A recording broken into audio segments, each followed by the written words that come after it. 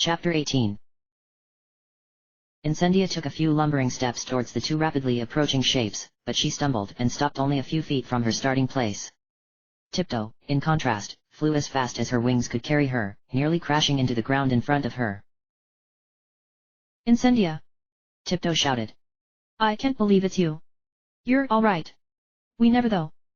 She stopped halfway through her sentence as she began to process Incendia's appearance. She looked to be on death's doorstep. Her formerly black, shiny coat was ruffled and browned. A disturbingly large gash on her flank was surrounded by dried blood. A fresh cut above her eye sent scarlet down the side of her face.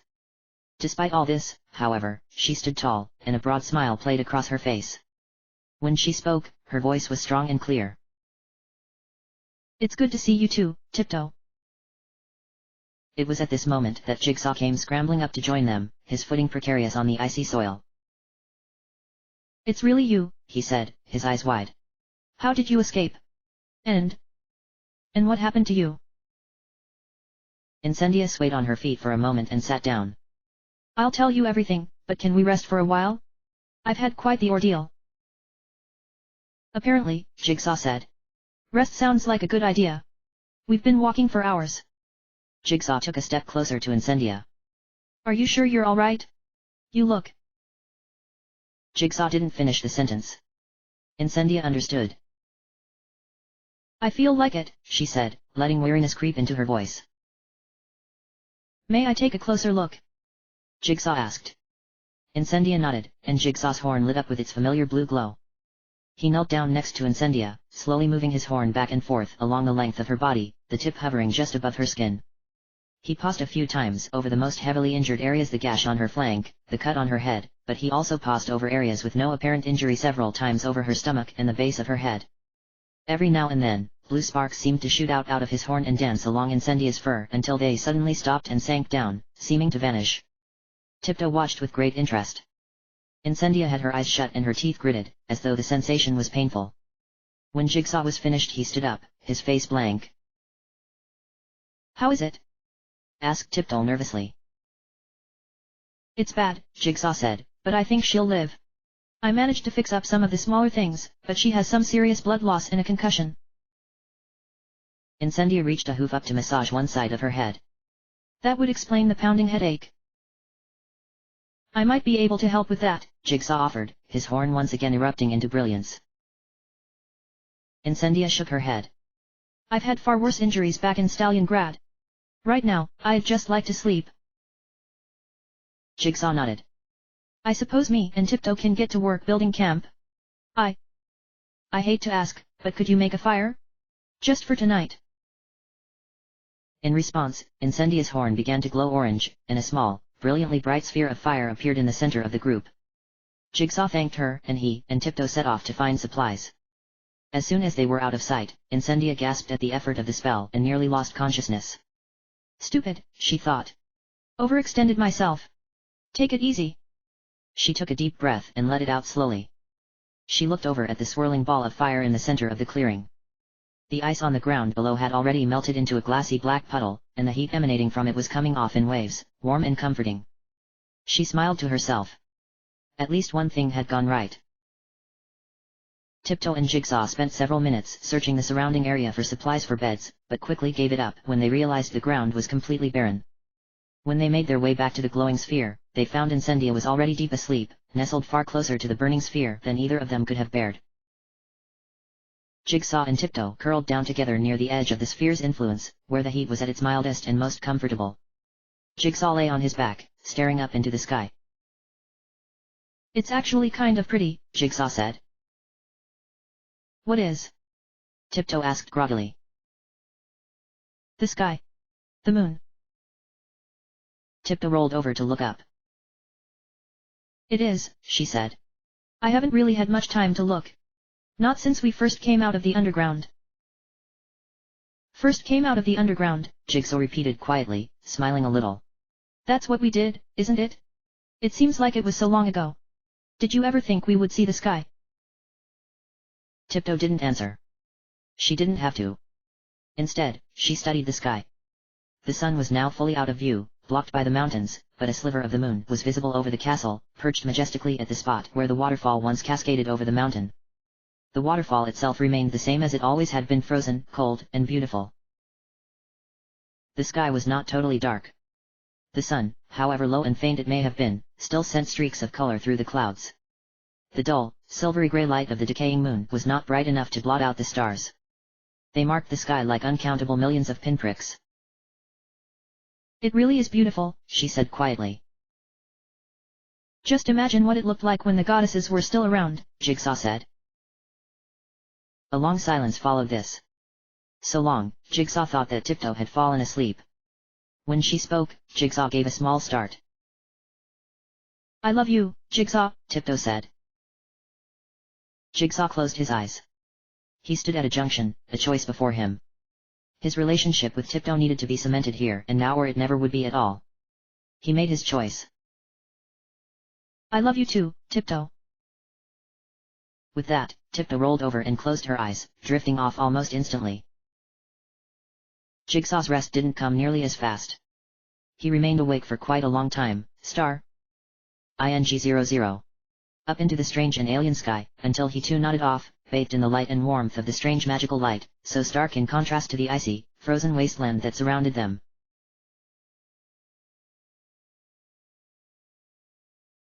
Many hours later, after each of them had slept their fill, they sat together, attempting to gather the last bit of warmth from the rapidly failing spell. The small ball of fire was slowly rotating in the air, and with each revolution, it seemed to get smaller and become more insubstantial. "It'll be gone in another hour," Incendia said. "How do you feel?" Tiptoe asked, looking concernedly at the gash on her flank. "I've had worse before. Don't worry, I'll be all right," Incendia said with a smile. "I won't slow you down." "I wouldn't speak so soon if I were you," Jigsaw said, looking out at the frozen waterfall. "We need to go up to the castle." "I figured as much," Incendia admitted. "How are we supposed to get up there?"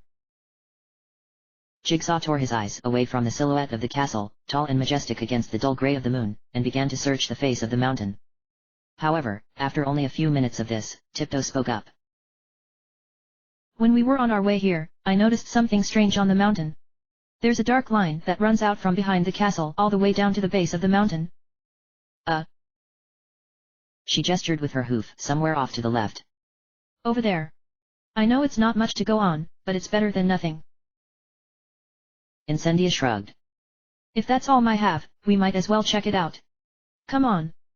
She stood up quickly and began to walk off towards the direction Tiptoe had indicated, but she could only take a few steps before the pounding in her head and the dizziness forced her to stop.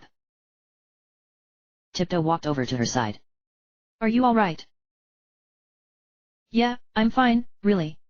Just got up too fast, that's all," Incendia said, still smiling weakly. Tiptoe nodded and began walking, though she kept glancing back at Incendia to make sure she was following. Jigsaw soon caught up with them, having broken camp. They made their way slowly across the frozen river. Though they tried their best to keep their eyes on the ice before them, they couldn't help but be drawn up to the castle. It seemed almost as if it was pulling them towards it. Eventually, they reached the other bank of the frozen river and continued on. Tiptoe walked in the front of the group, occasionally taking to the air to search for the dark line she had seen from the sky. Jigsaw hung back, walking alongside Incendia, who, despite a noticeable limp, was keeping pace admirably. They didn't have to search long. The path started just beyond the waterfall, around a small, rocky outcropping. The path itself was in remarkably good condition considering its age. There were steps carved into the mountain, out of what appeared to be white marble. The only sign that time had affected them at all were the cracks that were omnipresent on every step. They continued up and out of sight, twisting around to follow a natural mountain ridge.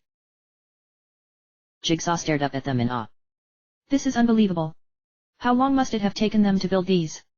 This mountain isn't marble, they would have had to bring blocks all the way here, cut them into shape, then carve out the mountain.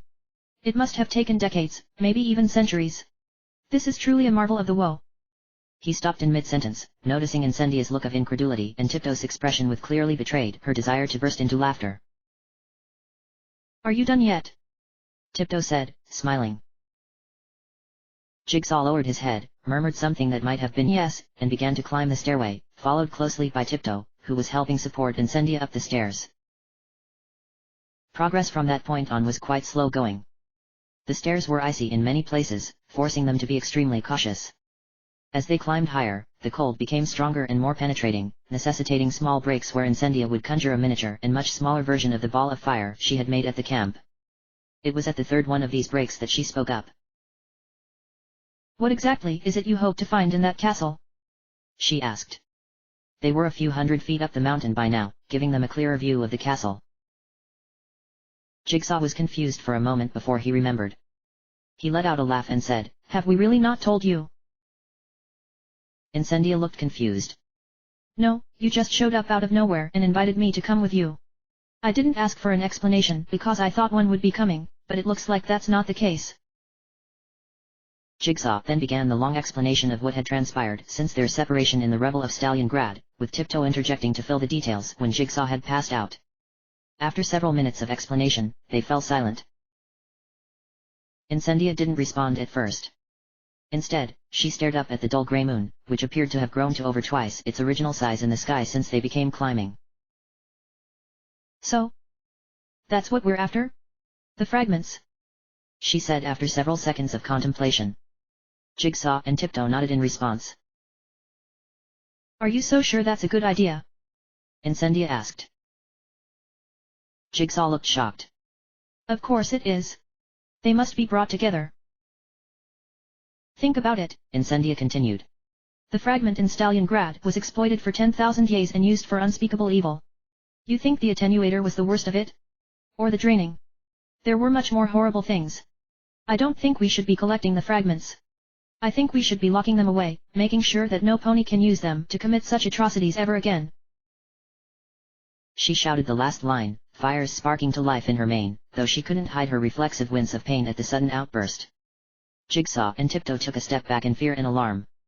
Incendia stared at them intensely for a moment before her eyes went wide and she extinguished the flames. "I'm sorry," she said hastily. "It's just... I spent my whole life in that place. You were there, what, a few days? You didn't get the full brunt of the horror of the place. You didn't." She swallowed.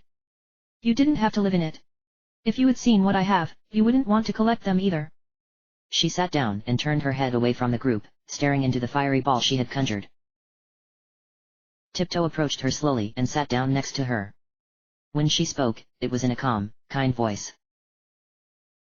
"I can't imagine what it must have been like to grow up there. I'm sorry. But what we're doing here? We're not going to use the fragments for evil. We can't even use them for anything if we want to." "That's not true," Incendia interjected. "You teleported from that staircase." Jigsaw entered the conversation. "That was out of my control, and it nearly killed me." "Jigsaw's right," Tiptoe said soothingly. "We're going to try to use the fragments to undo all of the wrong. We're trying to help. Maybe we can use their powers for good instead." Incendia stared at Tiptoe's face for several moments, then turned her eyes upwards towards the moon. "I've never seen it this big before," she said, under her breath. "It's beautiful." They stayed like that for what seemed like hours, the three ponies staring up at the moon, a single pinprick of flame burning brightly in a world of darkness and cold.